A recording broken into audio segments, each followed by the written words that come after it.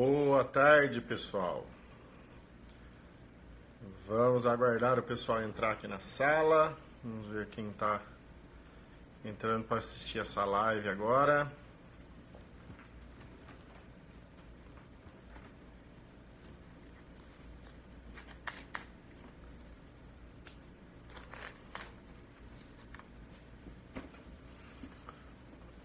O Thiago entrou. Renan, minha querida esposa.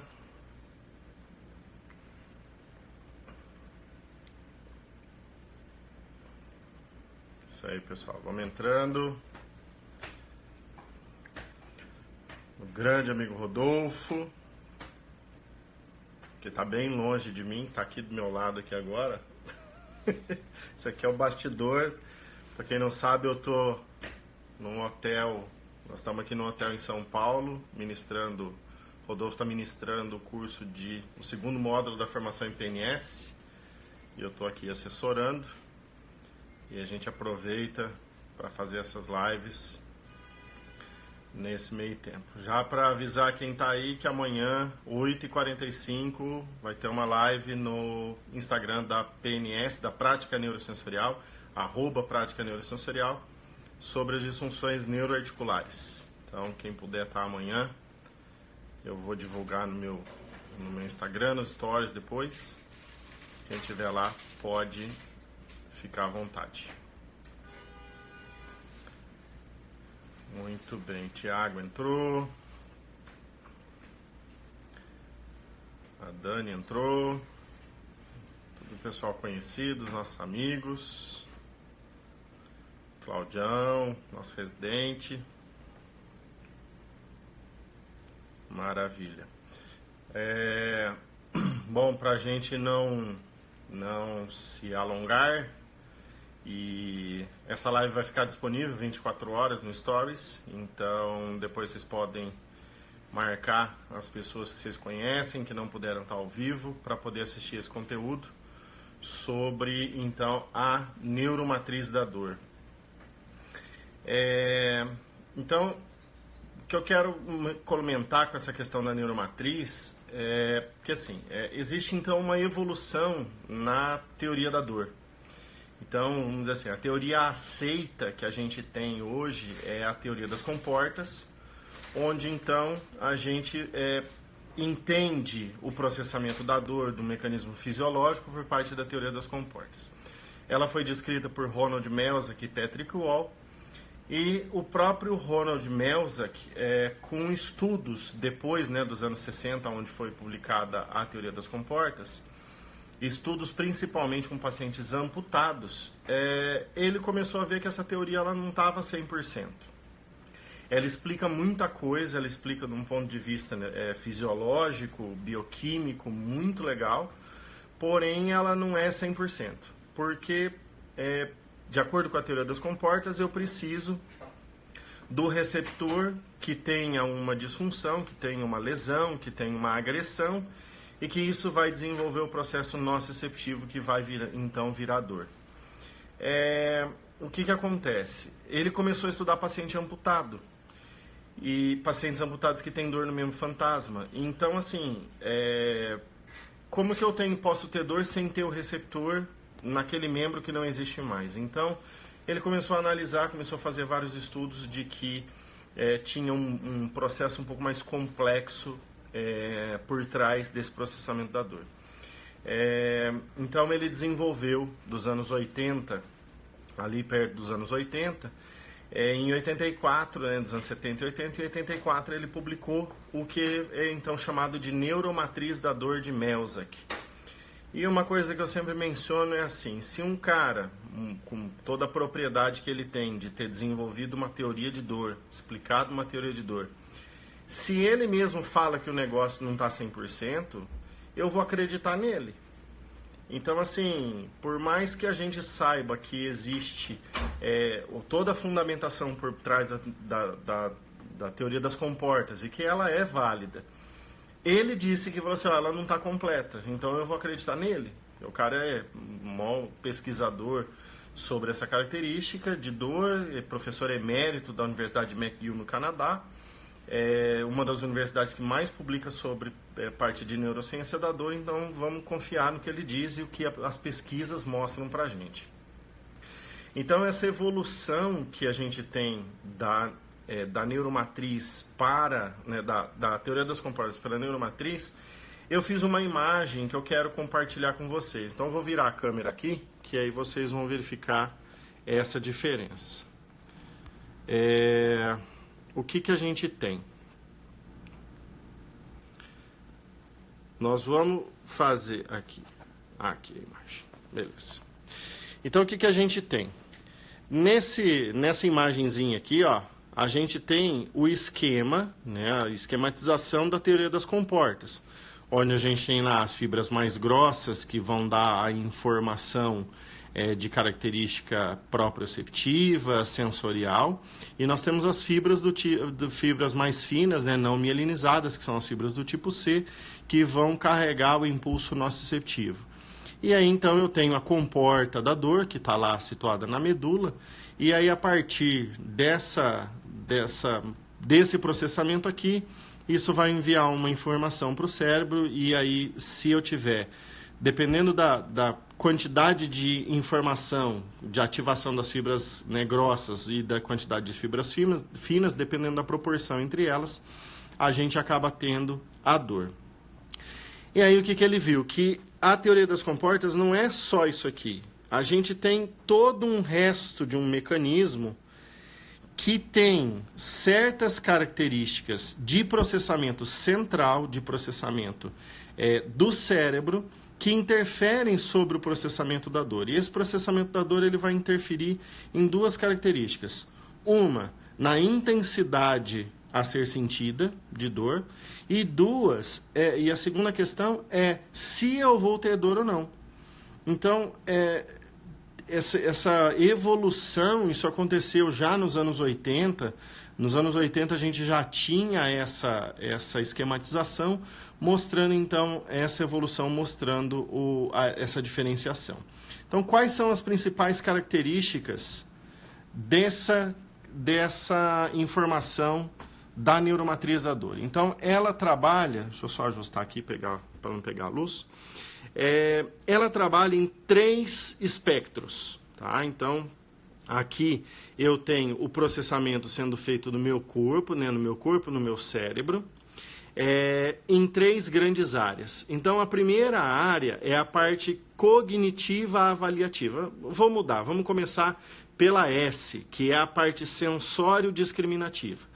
Essa parte sensório-discriminativa é justamente a questão onde o indivíduo ele percebe o corpo dele. Então, as terminações nervosas sensoriais que a gente tem, é a grande característica da teoria das comportas.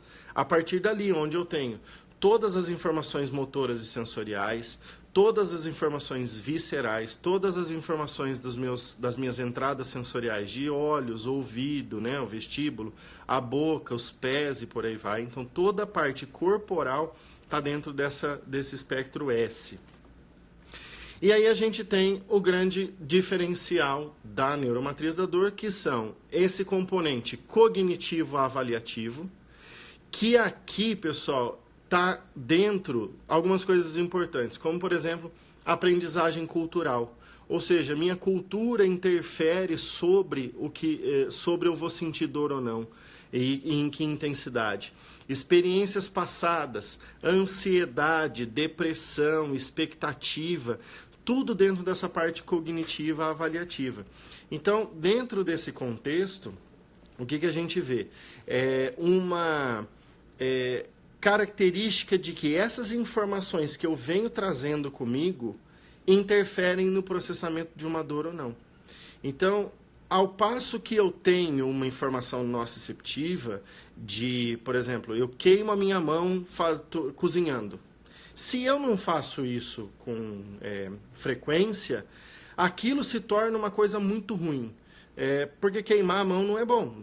Tem a lesão das terminações nervosas, dos tecidos e por aí vai. Então, gera uma nocicepção.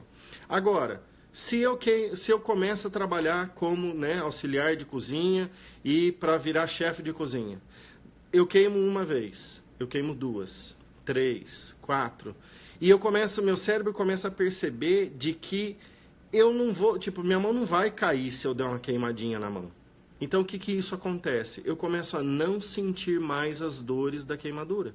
Ou sentir com muito menos intensidade.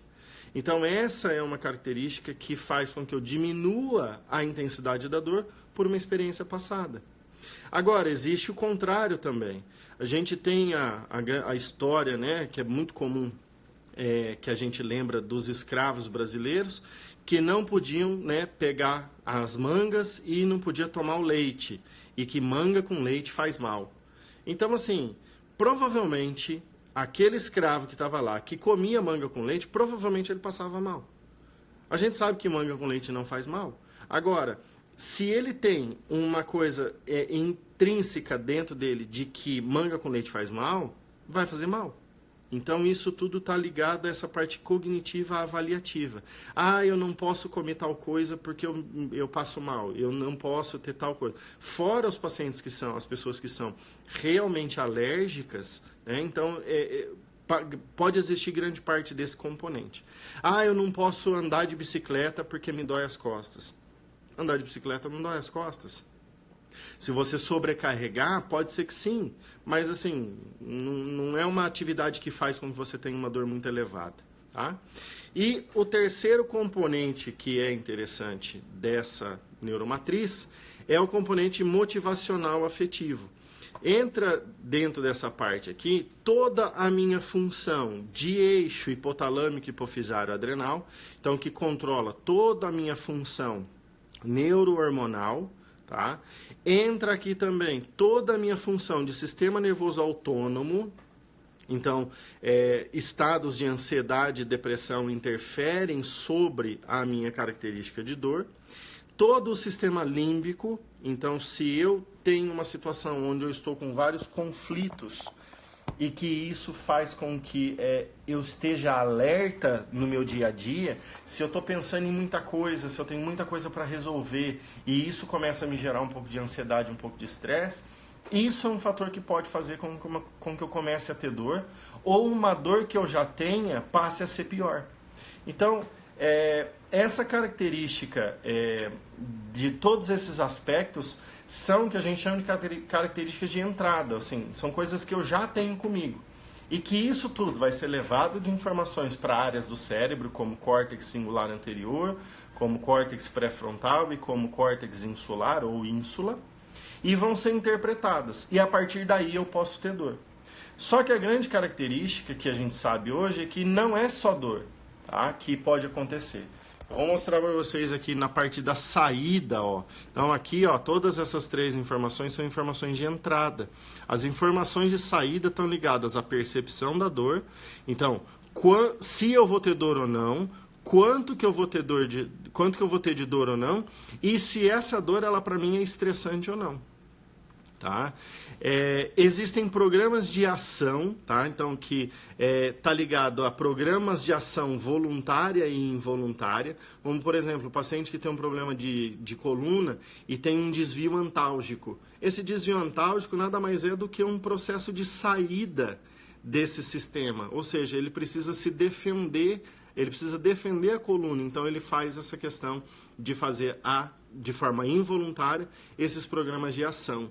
Os programas voluntários de ação são aqueles assim: ah, hoje eu não vou na academia porque eu estou com dor. Ah, hoje eu não vou jogar tênis porque eu estou com dor. Hoje eu não vou fazer tal coisa. Ou seja, voluntariamente você não faz alguma coisa justamente porque você acha que está com dor. Tá? E outra coisa que vai interferir são nos programas de regulação do estresse. Então, mudanças no nível de cortisol, mudança nos níveis de citocinas, de endorfinas, da atividade do sistema imunológico, vão ser alteradas para um paciente que tem um processamento da dor. Ou seja, ele tem várias alterações e o final das contas é uma característica onde ele vai gerar um estresse. Então, dentro desse contexto, a gente tem que lembrar que o paciente que está com dor e fala para você que está ansioso, tem que analisar muito bem, porque ele pode ser ansioso e isso faz com que ele tenha dor, ou, dependendo do quadro, ele passou a ter uma dor crônica após um acidente, alguma coisa assim, e isso o deixou ansioso ou depressivo. Então, essa via a gente precisa analisar muito bem de que característica que esse paciente está. Então, a neuromatriz, ela vem para explicar muita coisa que a gente vê na clínica, que é aquele paciente que chega para você, fala que está com uma certa dor, você trata ele e ele sai da tua clínica bem. Aí você marca ele para dali 3, 4 dias, ele volta e fala, nossa, eu saí daqui muito bem. Só que no outro dia, minha dor voltou, assim, eu senti bastante dor. E aí você pergunta, o que aconteceu nesse dia que você sentiu bastante dor? Ele falou assim, tive um monte de problema lá na empresa, tive problema na família. Ou seja, não é que o problema dele piorou, é só que a percepção, o sistema nervoso autônomo, o eixo HPA, mudaram o limiar de dor dele.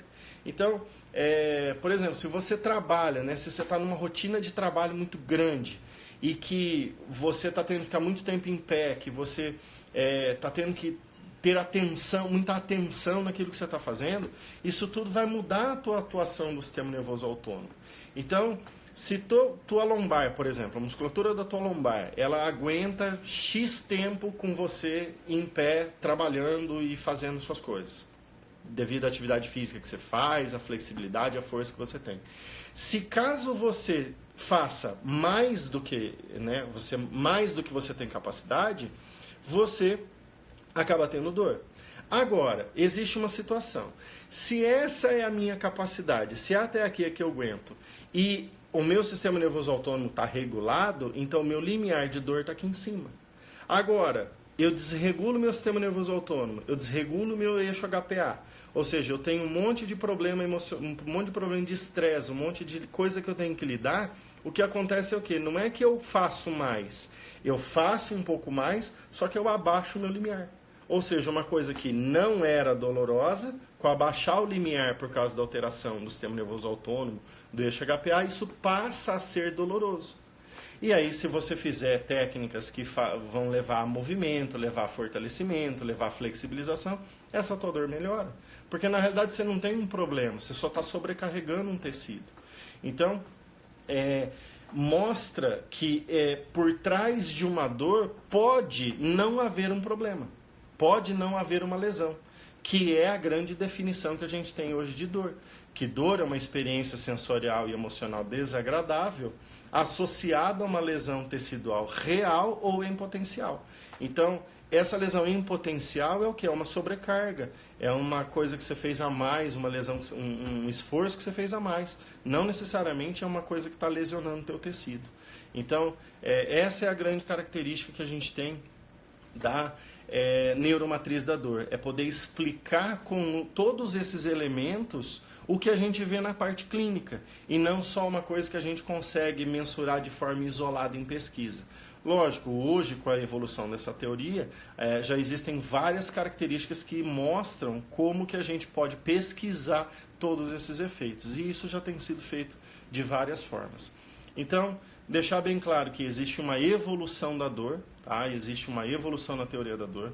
A gente precisa entender essa evolução para a gente poder entender os sintomas do nosso paciente. Tranquilo?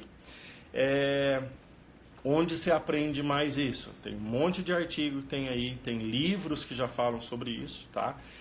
Quem tiver interesse em pesquisar, em consultar algumas coisas desses artigos, livros, me manda mensagem que eu te mando alguns links, tá?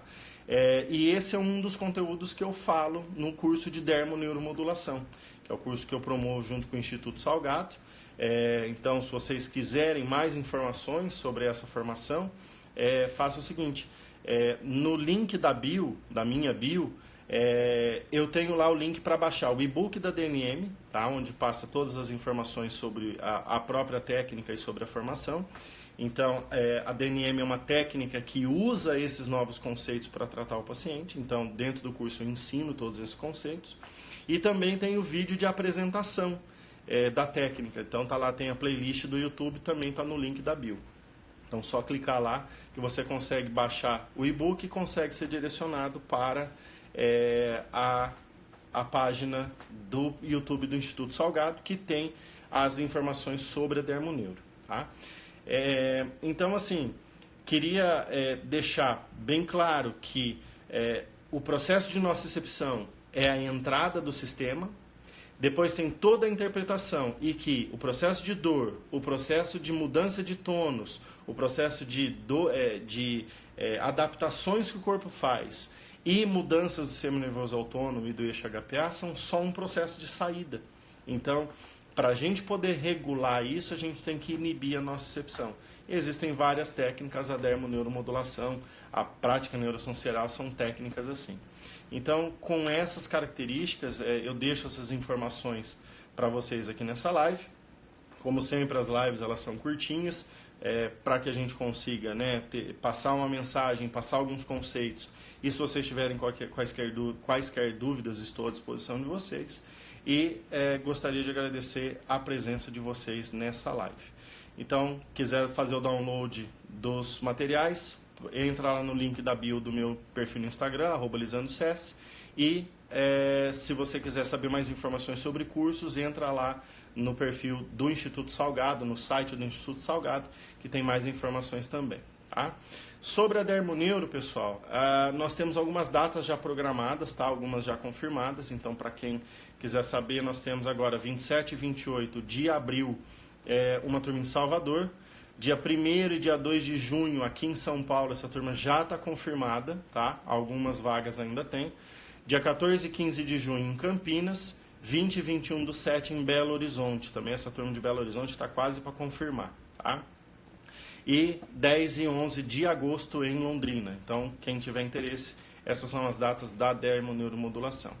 E gostaria aqui de aproveitar para convidar vocês amanhã no Instagram da PNS, então @prática neurosensorial, tá? Às 8h45 da manhã, nós vamos ter uma live com o professor Rodolfo Parreira, que está aqui comigo em São Paulo. Ele está ministrando o curso de PNS e vai ter uma live, né, do próprio curso, falando sobre as disfunções neuroarticulares, como que a gente interpreta as disfunções neuroarticulares, como que a gente consegue tratar esses problemas neuroarticulares de uma forma sutil, de uma forma rápida, fácil e sem esforço nesse tratamento. Tá joia? Obrigado pela atenção aí a todos, pessoal. Uma boa tarde, um bom final de semana a vocês.